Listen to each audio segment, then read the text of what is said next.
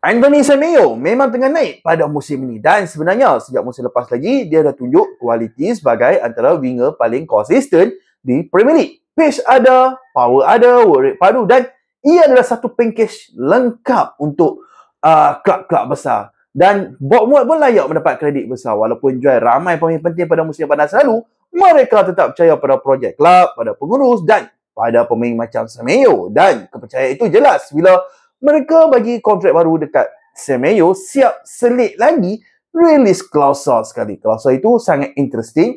Untuk bulan Januari nanti, harga dia sekitar 60 juta plus 5 millions add-ons. Dan untuk musim panas nanti, harga akan turun sikit. Lebih kurang sedikit atas 50 juta saja. Bournemouth sebenarnya nak Semenyo ni stay hingga hujung musim. Tapi kalau ada kelab besar yang sanggup mengaktifkan klausul tersebut, mereka mungkin tak boleh tahan dan membiarkan pemain tersebut berpindah keluar pada bulan 1 nanti. Dan minat memang banyak.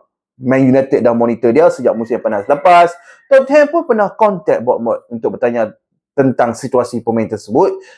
Dua-dua memang dah follow lama untuk pemain tersebut. Tapi jangan ingat Liverpool senyap. Sebab Liverpool pun tengah mempertimbangkan untuk mendapatkan khidmat Semenyo. Hubungan di antara Liverpool dan Bournemouth pun sangat baik. Jadi apa pun boleh jadi dalam tempoh beberapa bulan ini. Kesimpulan yang mudah, Semenyo bakal jadi antara nama panas jendela bulan Januari nanti dan musim panas nanti. Banyak kelab tengah perhatikan beliau sekarang.